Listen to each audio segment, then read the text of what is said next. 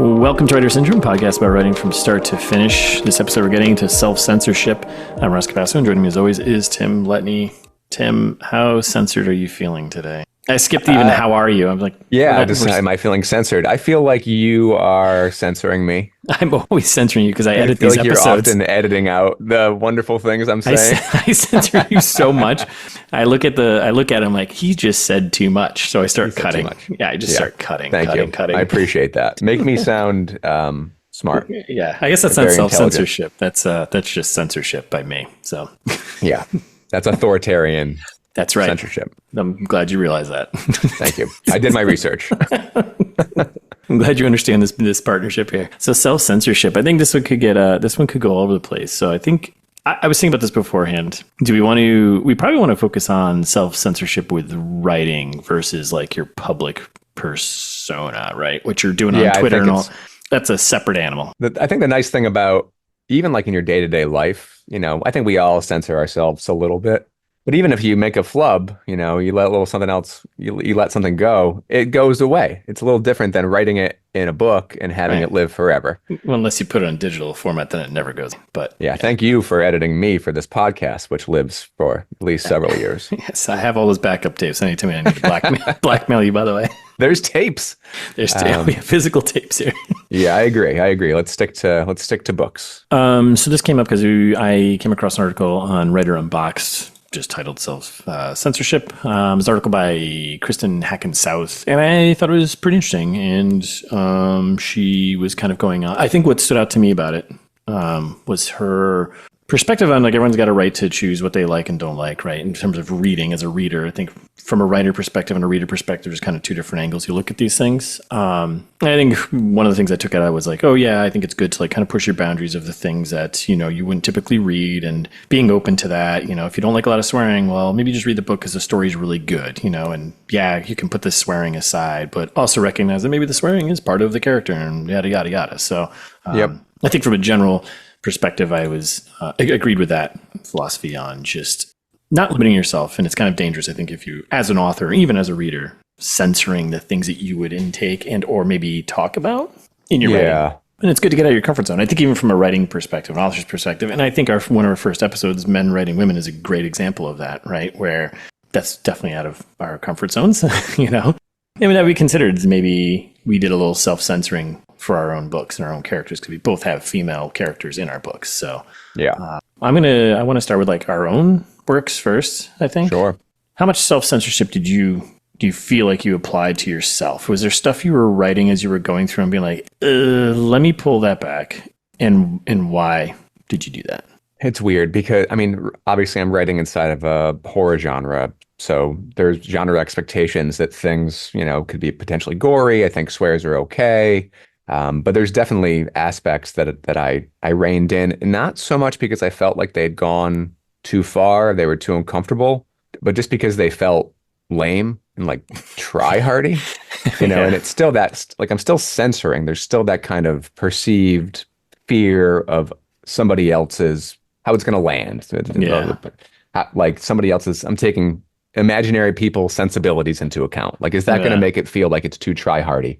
Obviously it's not a romance novel, but sometimes in horror, there's like sex and I didn't want to go in that route. I had aspects that I like times where I could have, and I definitely reined it back, but not so much for a perceived reader, but for myself. I was like, I don't want to write about this. And I don't want it to be this kind of, novel where I objectify my characters in that way. Yeah. But there was moments where you could feel like that type of scene would fit. Mm-hmm. But on the gore side of things, if anything, I like pushed forward a little bit. Yeah. Because it's if you're picking up my book when it's eventually published or self-published, you're going in with an expectation that it's going to hit these genre marks, these tropes, that it's going to be gory. And in fact, if it's not, I think you might be a little disappointed. So I definitely leaned into that. I didn't self-censor when it came to those moments of like action or violence in the story or gore in the story. Yeah. I have in the past, but I think I've grown up a little bit from where I wrote. Like when I wrote my first piece, it was like years, and like this is like 15 years ago. It was terrible. And I was just trying to be offensive. I was like influenced by Chuck Palahniuk, and I was like, how do we offend people? And what are the boundaries we cross? And Yeah. they're really easy to cross. But now being a little more mature and understanding character and story, I'm left with the why. Like, how does that reflect on the characters? How does that reflect on the character journey? Am I just being offensive and, like lewd to be lewd? Yeah. Is there like shock totally. value? It's shock value versus actual storytelling, and you're just kind of doing exactly. And now I'm really trying to lean into story. So in a way, the story beats, and my care for the characters set up these kind of guideposts. They're like this, like a template to not go beyond, because it would be out of character, and it would be out of the tone of the work if it went too far. I think everybody self-censors to some extent when they're writing. You kind of have to. Our brains are wacky. You can be like filling your gas tank and be like, I'm going to drink this gasoline. And well, I probably shouldn't do that. My brain's just having a terrible idea right now. Let's not do that. I try to explain that to my kids all the time. I was like, everybody's got wacky thoughts. Absolutely. You think you're the only one that has the wacky thoughts because you can only hear your own thoughts. Right. The problem is you don't want to immortalize those wacky thoughts in a book. Unless it fits the story. Yeah. So how about you? Well, I was gonna keep going because I think this is kind of ties for both of us too. Is that, and you brought up a good point. I think there's self-censorship. There's always the genre, right? I think that's a great point to bring up. And I think more importantly, and something I wanted to kind of push on you a bit, is did you think about your audience? Because there's one thing to be writing horror, and it's like, well, are you writing like a YA, like leaning towards that crowd, or are you writing for something more adult? Because that's definitely something I kind of considered. Like a wider audience. Like, I don't want to think that way particularly, but I have a lot of other things I kind of went through as I was thinking about this myself as I was writing. But did you think about audience in terms when you started pulling some things back? Yeah, I think in my brain, I'm writing for the 16-year-old who's sneaking into horror movies. Yeah. But also like the 30 to 40-year-old who has, fond memories of being a kid and is still into horror because of, whatever. Yeah. So it's not like a hardline adult novel. It's, it's a kind of a kids on bikes novel, where they find that these characters find themselves in a ridiculous circumstance. But I wanted it to be fun and whimsical, and I don't really want people to like question their life. I feel like I'm writing for this next piece much more of an adult book. Yeah. For an adult audience, because it has adult fears. For Critical Mass, very much kid fears of finding yourself and, coming of age. That's all that. The new one is more about like adult suburban loss. And so, yeah, I definitely considered audience through the first one and for the second one. Yeah. And I do think there's a little overlap, but the first book skews younger. Yep. Intentionally. Genre-wise, I can kind of push it, I think. In that techno thriller, I mean, that category is so big and sprawling that I think you can get very into the weeds of whatever you want, swearing and violence and whatnot, and you can tone it down. And I think the audience, generally speaking, is going to be a little bit older. I think generally speaking. I mean, I can see it. Mostly people who are buying my book are 50 plus, 45 plus. So interesting. And I'm not to say that adults are all comfortable with extra violence and whatnot. I think I kind of found my spot, and also what I'm comfortable with writing too. So for my own work, I was thinking back through this when I was going through drafts and edits, like some of the key things I was thinking about, right? It's like, first thing was swearing. In my real life, I swear quite a bit. Less so now in my older age because I'm more refined, but more censored. Yes, I'm more censored. But yeah, swearing was kind of a big thing. That was the first thing I thought about. I talked to my editor about it, and because I had a couple F-bombs in there originally. Yeah. Like in the first draft, and it was like kind of fitting for the moment. And then I talked to her about it, and I was like, I've only got 2 in here. And she was like, well, is it reflective of the character? Like, is this the thing in the moment, like the situation?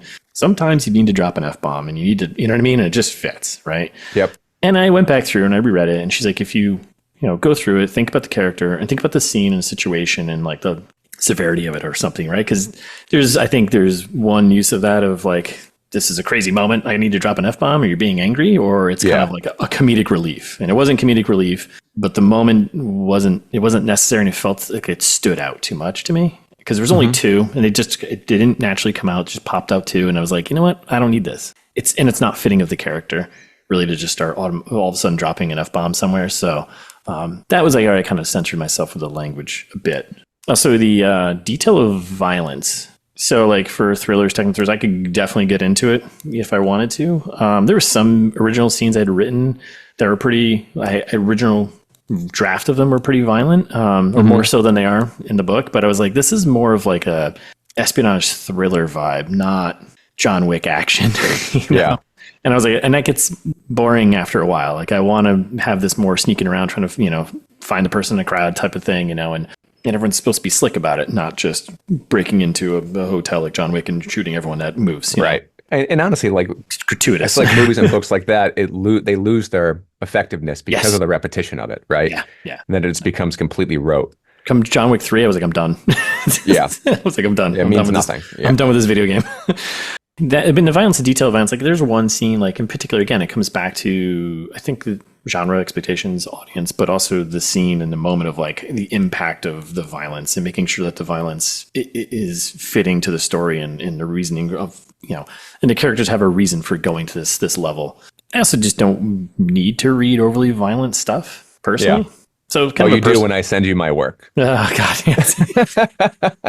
I make exceptions. Thank you. I appreciate it. I don't mind it. It doesn't bother me. I don't have no problems with reading, graphic stuff, watching it on whatever movies and stuff like that. But as an author writing it, I also just was like, I don't need to do this. I kind of want to I want to make the violence more subtle. And how do I do that?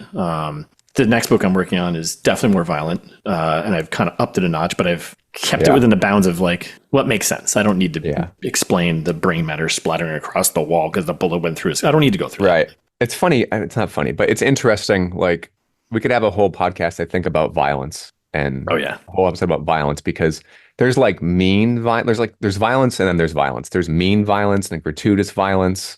And then there's like silly and wacky violence. Mm-hmm. And I'm sure people are like, why? How could there be silly violence? Yeah. But in the horror genre, it's played for laughs sometimes. Three Stooges. Sometimes it's played for, it's totally like Evil Dead type stuff. But Tom and Jerry.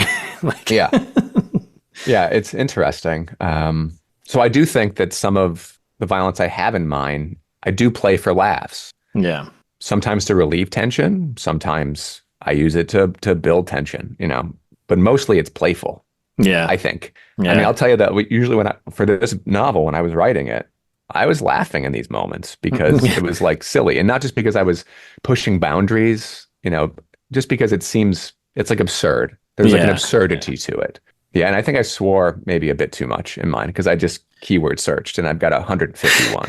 151. It swears or F-bombs? Just F-bombs. Wow. 151. Yeah. That automatically makes an R-rated book.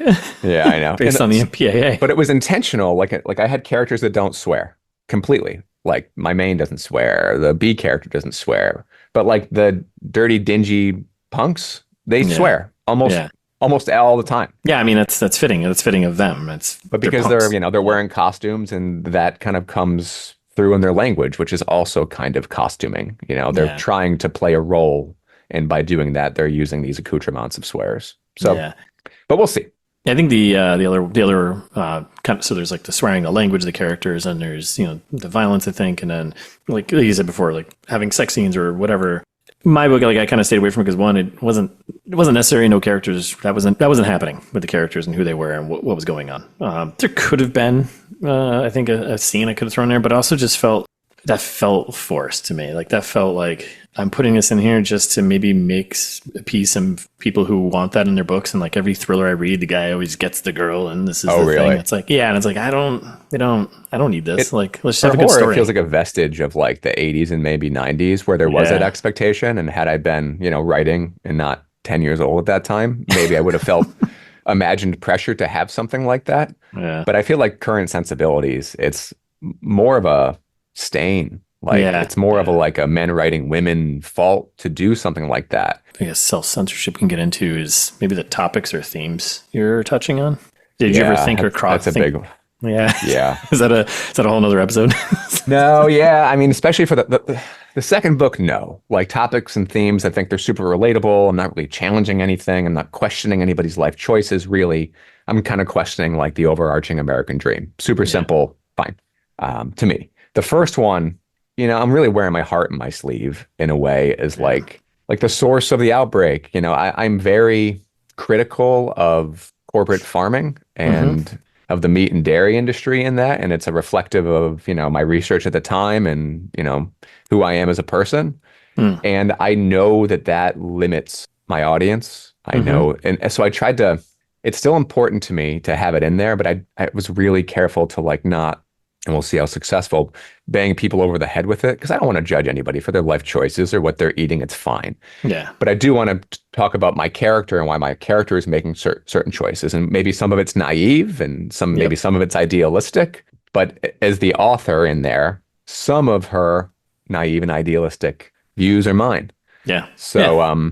and I don't think you could go out really and make a movie about the evils of the meat and dairy industry because I Yeah. think you wouldn't get distribution, you wouldn't get funding. They're gigantic. They're Yeah. invisible and gigantic and have so Yeah. much influence all the way down to like school lunches. Those are documentaries on Netflix that are buried somewhere. I think people would laugh, but I do think the source would change or be like very vague. It'd be more like a 28 days later type of Yeah. thing, Yeah. where really it's like 28 days later, right? It's mostly like the environmentalists that are to blame, not the corporations that are experimenting on the monkeys. That's right. So yeah, I will say that I did censor myself in a way because I do feel kind of strongly about, not veganism, but animal welfare and Yeah. treating, animals humanely, and I'm kind of anti-corporate farm. So, Yeah. but that's 90% of what people want to eat every day. So I did rein that in and did censor myself quite a bit on draft after draft after draft, trying to be like, don't judge the reader. Don't do it. Like you can Yeah. feel how you feel, but you're who are you to, cast shade on anybody? Yeah. Yeah. That's Now, if I make them think, or if I have them pause, or if they do some research, find out that 90% of the illnesses we have are related to corporate farming. lies. Lies. I feel fine, Tim. It makes me think of our episode on theme, where we were talking about, the difference between asking a question and kind of providing an answer. Mm-hmm. And I kind of landed on through that episode that the theme of your story can be, it's only the author's job to ask the question of the reader. And it's up to them whether they want to find an answer or not. And that's what I'm trying to do. So, and I think by censoring myself back a little bit away from beating, the reader over the head with how I feel about certain things, it opens it up to a little more interpretation and a little more participation from the reader, should they want it. Yeah. If they just want to have a fun ride and see where their characters go, great. But if they want to dig a little deeper into the theme, hopefully it's there. The idea of starting a conversation or a thought versus just telling them, like it's the old show versus tell, but you know what I mean, versus telling them how they want this versus just Totally. being like, And I think know about through it. my own experience, years ago when I kind of first started exploring like not eating meat, people feel really, really strongly about what they eat. And it's really your job to shut up and care about yourself and not meddle in other people's lives and their life choices. Yeah. But that was a learning to me, Yeah.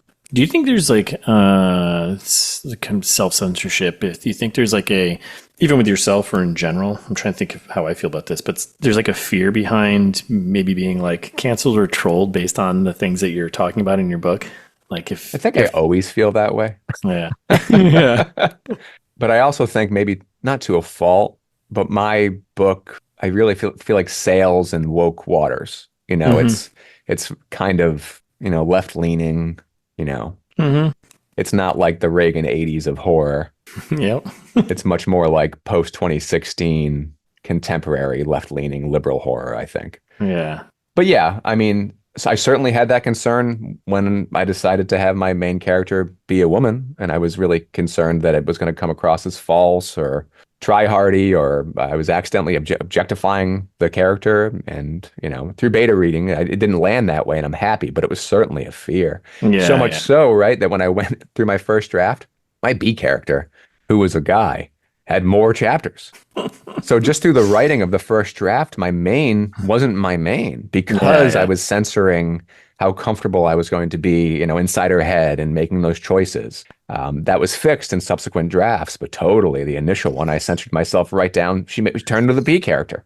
I mean, I think I'm running into that right now in my second book. I like check my scene count and it's 50-50, which is I'm fine with because I kind of have two protagonists running here. But like, I mean, the book it's supposed to be from Lila's perspective, but I think maybe subconsciously I maybe censored myself because I didn't want to. I had to get deeper into her head and her thoughts and feelings and how she's going through these situations more so than in Host, because she was definitely a B character who kind of popped up. And the nice thing with that character, though, is that she's tried and true, and readers already like her. I feel like you should feel comfortable in that space now, having done it already. Yeah, I think there's definitely a little fear because it's going to be opening up a little bit more, and it's definitely about trust about people. I mean, that's the whole Zero book. Trust. Yeah, so it's it's about trust between people. So like that's.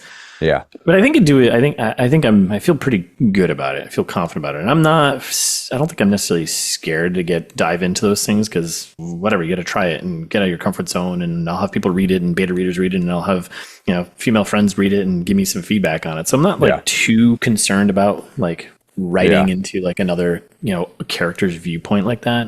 Which actually is something I was going to bring up too. Like we talked about writing about topics and then writing from other characters' perspective and other people's POVs, right? Writing from a female character, writing from, someone from a different race or, color or whatever, like, how do you feel about that? Because I think about it because all my characters are white. Yeah. And I got to the end and I was like, I even brought it up to my editor and I was like, like the world isn't just, it isn't that. The world is it's a melting pot. And it's like, did I do that out of like maybe subconscious fear of like not wanting to maybe get canceled or, I don't know what that is. Or is it just because this is what I know?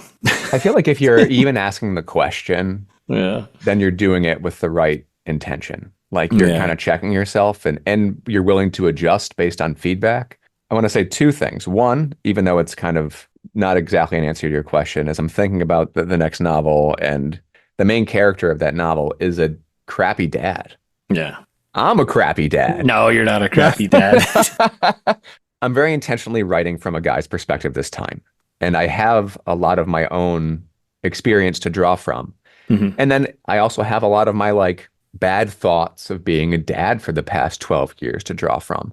And I do have some fear, not so much about audiences at large, but really about beta readers and close readers being like, does Tim really feel this way about parenting and about being a dad? And I don't. But everybody has these passing thoughts, about their life and, the choices you make and yada, yada, yada. And I don't think we're defined by every thought we have. We're defined by the actions we take. Mm-hmm. But if I sit down and I mine from my own personal experience or, create even worse versions, which I have to for this character, a worse version of a suburban dad, I feel vulnerable. Doing that. And I feel like it opens up, the floodgates for me being judged. And once again, not about audiences, really just about my wife, my wife's family, So I think in order to make the character good, I'm going to need to lean into it. But I'm totally like, even when I'm not writing, I'm worrying about that. I'm like, oh, that'd be great to use. Oh, is that going to make me seem like a terrible dad? Yeah. So it's totally real. But I do think it would be a disservice to the character and the novel if I didn't. Yep. In this case, because that's a personal vulnerability. I don't think I'm going to offend any reader. I'm just trying to make a kind of despicable character that hopefully gets redeemed at the end. They need to have flaws. Characters aren't good to read if they don't have flaws. I think you should lean into that, and you shouldn't self-censor yourself because you think what other people might perceive about you as the author writing this book. Which I think that's the dangerous line, right? I mean, we wear all these different kind of like titles throughout our life. I take a lot of pride in the dad title I have right now. So like, this feels like a critique of said title. Yeah.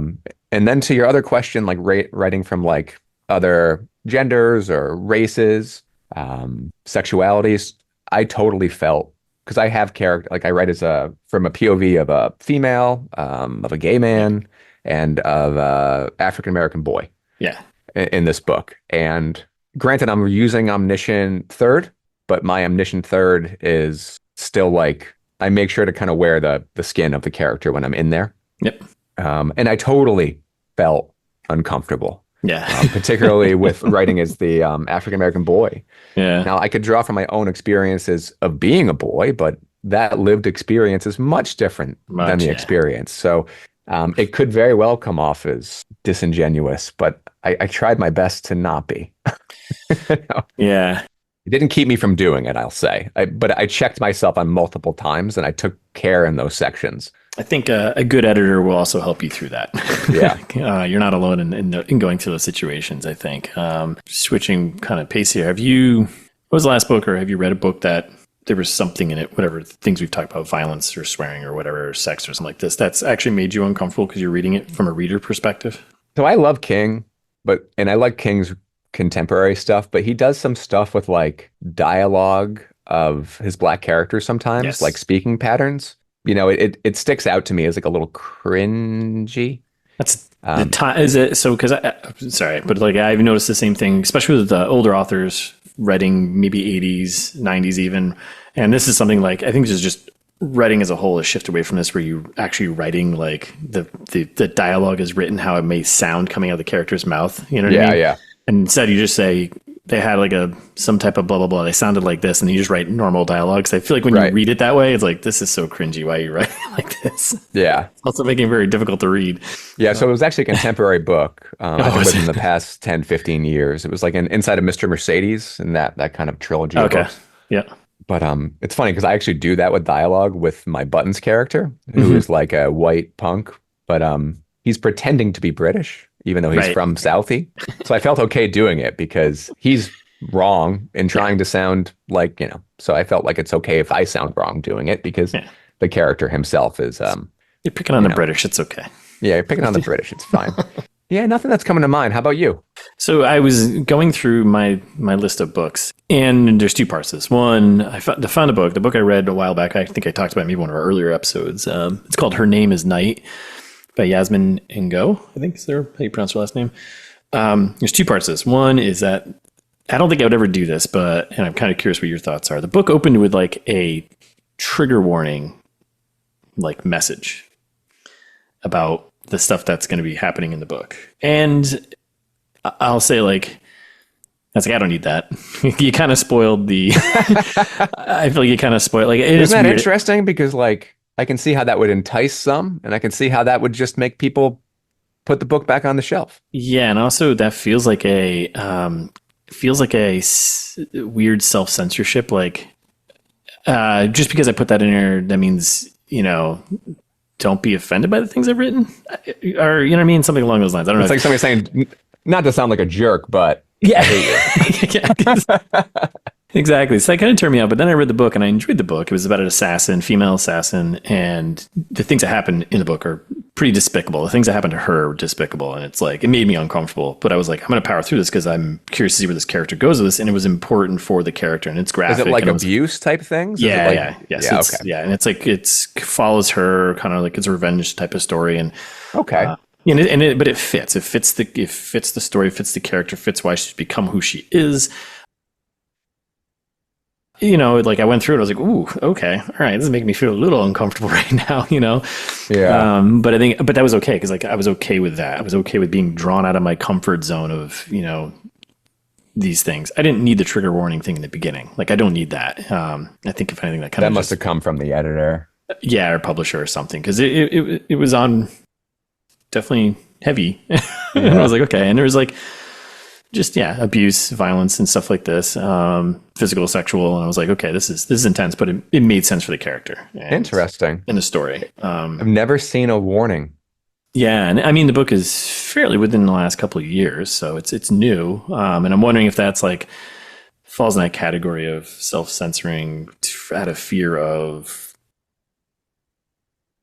just people's sensibilities, but it's like, if you read the back of the book and you got a kind of sense of maybe what's coming, but also at the same time, if you get to that part and you don't like it, well, I think you just power through and decide at the end. But yeah, if you don't like it, put it down then. The more I kind of ponder that, I think I kind of like it. It seems kind of thoughtful, especially for like parents who are buying their kids a book, or, it kind of gives you a heads up that something's coming down the pike that may not be appropriate. I don't think I need for it. certain ages or maybe for certain sensibilities. So It Yeah. almost feels like a rating before a movie or something, you know? Which books don't really have, right? Right, yeah. You read the back and you maybe know the author, and you read the back and you hope That's you get because a we don't sense of have, what you it's know, about. the board, MPAA, you know, yeah. Thank God. the censorship board. Yeah, thank God. I was just going to say, thank God we don't. So yeah, I thought that was kind of interesting, the trigger warning thing, which I didn't think it was necessary. But Maybe we should have a trigger warning before our podcast.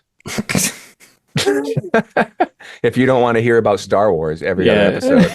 I think we kind of covered all the things we wanted to talk about. I think it's been a good conversation. I think kind of wrapping it up, I would say, again, as we always say, it always comes back to genre, right? It comes back to genre expectations for the level of censorship maybe you need to worry about and the audience you're aiming for, right? I think you need to be out, conscious of that. But at the same time, like I feel like you don't censor yourself just to please or appease an audience. I think you should write what you think fits. I think it should fit the characters, should fit the characters' motivations and where they're from, and that ties back into the themes and the stories. And also just looking at it and being like, is this what they would do? Is this what would happen right here? Does this make sense for the story? Is it just for shock value? So I think those are kind of things to consider. Things that have come out of this. Yeah, I totally agree. I feel like, as a young writer, I was almost writing vignettes of offensiveness, and nothing was tied together with story or characters or anything. And Yeah. and that's not, I think I missed why authors like Bret Easton Ellis and Chuck Palahniuk worked. Yeah. Because I kept with what stuck me, but they're good at plotting, they're good at characters, and I think everything needs to tie back to that arc, to your themes, and Yeah. I'd say push boundaries if it, reflects back on your characters, if it makes sense. Don't just do it to have shock value. Yeah. And don't let that fear of what someone else is going to think about your writing. Did I wrap it up? Yeah, I've got a really good transition for myself. Can I transition myself? Just you can transition yourself. Go for it. So, Tim, that's all we have right now. What are you watching? What are you reading? Well, Done. thank you for asking me. No problem. I just watched In a Violent Nature, Violent Nature, which is a horror movie that had a small theatrical run. It's on Shudder now. It's pretty much like Jason Voorhees walking in the woods. It's like a Jason Voorhees nature documentary. Oh, got a little hike. And there's some moments of it that are kind of beautiful and serene, and then it's like punctuated with like ridiculous amounts of violence. There is no story, and it exists just as like atmosphere and for shock value. Yeah. So there's moments of it I like, right? But when we're talking about self-censorship, getting back to like there's no characters, there's no character arc. It really is just vignettes of Violence. silence and solitude, and then abject horror and gore. Silence and violence. All right. Yeah. And because of that, I think some of like the violence really sticks out. Yeah. And this is going to sound ridiculous, but it's like, what is it saying? It's not saying anything. It's just aesthetic. Yeah. Jill and I were talking, my wife, that the whole movie would have been better if there was no dialogue. Because the killer exists in this like 1990s slacker, like kind of Gus Van Sant movie where it's just long takes where he's walking through the woods for like 10 minutes, sits down, plays with the car. He's like, and then the teens exist in like some crummy 80s movie, and like their dialogue's terrible. Like they don't belong in the same movie. Yeah. So the teens had no dialogue whatsoever. It would have felt kind of artificially important or something. That would have had more gravitas to it. Yeah. So I'd only recommend it for those who like are really, really, really into horror. Otherwise, it's not a crossover hit. And they could have self-censored all the dialogue, All the silence. All the silence. You reading anything? On my runs, I'm listening to Amityville Horror, Yeah, which is garbage. And I think you mentioned that. Yeah. in the evening, I've been reading The Exorcist, Okay.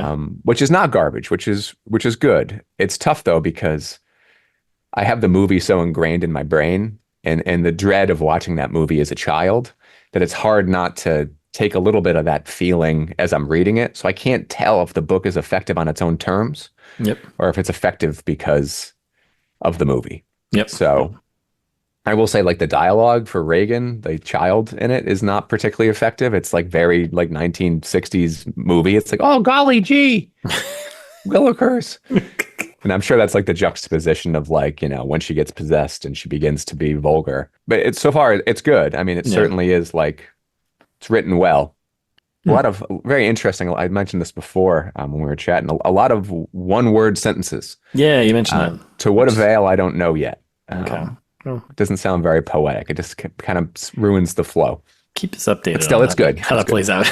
I'll let you know. I'll keep you posted. How about you? What are you watching? What are you reading? Quite a bit of stuff here, actually. So I finished that Dream of Stewards by Johann Martin, time travel thriller. It was fun. Enjoyable. Got a little long in some parts that were just I didn't think were necessary, but I still liked it. I finished Sacred, which is book 3 of the Kenzie and Gennaro series by Dennis Lehane. It's like his third book he put out back in the 90s, mid 90s or whatever. In terms of like self-censoring, it doesn't feel like that book was, and I think it's fitting for like the language the characters use is it's not over the top, but it's fitting for the characters. You know, it's Boston in the 90s. There's and the violence too can get graphic, but it's not out of place for the stories and what they are. So crime kind of thrillers, you know, detective stuff. So I cranked that book. I'm very much enjoying Dennis Lehane's writing, and going to keep kind of plowing through his catalog. I started this book called Zero Day by David Baldacci. It's a thriller, and I started because I did some title research for Zero Trust. Zero Trust is fine. Zero Day, this book popped up immediately. I was like, well, I'm not going to compete with David Baldacci, so I got to come up with a new title for my third book. But so I grabbed it because I read it and I was like, oh, it's a thriller. Oh, your third book was going to be Zero Day? Yeah. Oh, interesting. What about Zero Night? No. Zero Morning? No, stop it. It was going to fit perfectly with the Negative Zero Day. Cybersecurity. But anyways, I guess I could still call it that, but no one's going to find it. So I picked that up. Baldacci's known. He's pretty popular in the thriller genre. Some of the comments and reviews I've read, and what I've read in the back blurb, it just sounds like Jack Reacher. But, so we'll see. Reacher. Yeah, Gene Reacher. For the long-time listeners. I started that, and I also started The Diamond Age by Neil Stephenson. So, oh, cool. So just started that today, actually. He's a hell of a writer.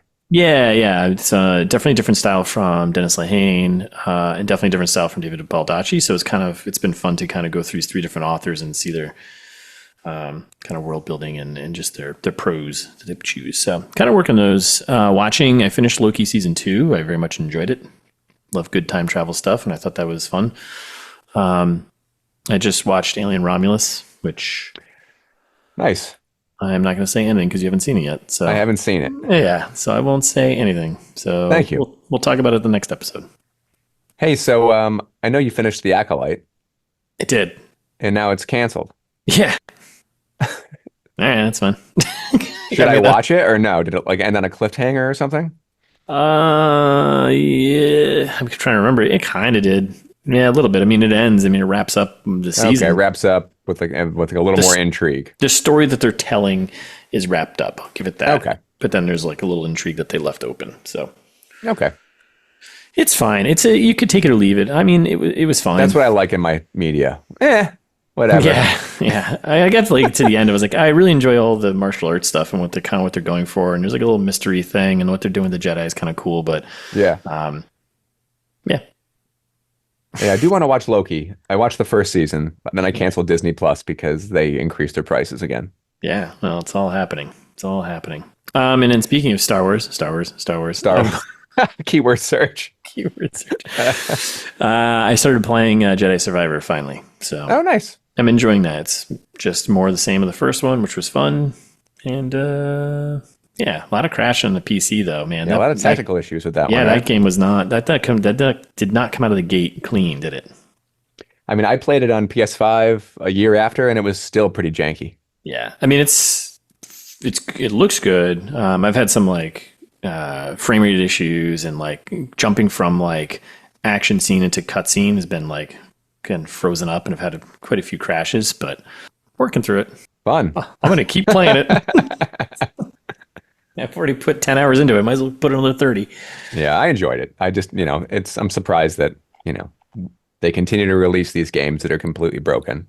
Yeah, Not just Respawn, but and then when outlets review them, they're kind of instructed not to mention the jank because they're like, don't worry, we're going to patch it. We're going to fix it. Yeah. It's like, just please mention it, Please mention it. Yeah. So that's a whole nother podcast for another time. Yes. Anyway, video games part 2. When we bring back 8-bit review. Single tier. So that's it. Thanks for listening. What are we going to get into next time? Next episode? I think influences. Yeah, influences. I think that'll be fun. I'm wrestling with mine right now. I mean, we're a couple influencers. I hope not. I hope not either. Do you know who I am? Do you know who I am? So yeah, that's what we're gonna get into on the next episode. That'll be fun. So thanks for listening. If you enjoyed the episode, know someone that might, pass along to them. You can find us on Instagram at Writer Syndrome Books, and you can find all our episodes, contact info if you're an author or someone who wants to talk to us at writersyndrome.com.